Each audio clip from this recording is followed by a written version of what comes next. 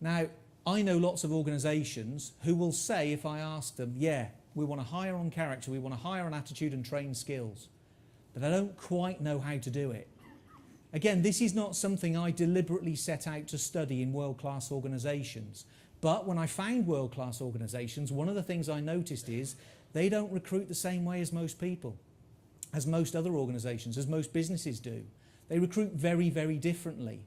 They want to recruit on character, hire on character, and they found a way to do it. So how do they do it? What are they doing differently?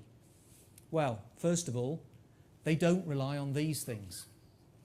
They don't rely on CVs and interviews and psychometrics. Let's take a think, just for a minute. Let's stop for a moment and think about it. What do we actually learn from a CV? Think about it. Work history? Probably, yeah. Qualifications? Guess so, yeah. The stuff they want to tell us? Probably, yeah. What do we learn from an interview? Probably depends on the questions that we ask, to be honest. How much do we actually learn about somebody's character through that process? What do we actually know about the person? Do we know any more about their honesty? Do we know about their courage? Do we know about their determination, discipline, resilience? Do we know any of that stuff through that process?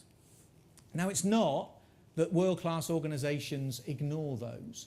What I am going to say is they don't rely on those. They know that those things won't give them the full picture, the full answer. Even psychometrics. You know, I've used loads of psychometrics in my time. As a sports psych, you'd expect I probably would. Most of them that I've ever come across, if not all, are self-report measures. So there's a bit of that you need to take a pinch of salt with, probably. Even the very good ones tell you about the mental dimension, but not necessarily the character. They can tell you personality to a certain extent, but not the character. So how do world-class organisations do it? What do they do differently? Here's the bit that they add.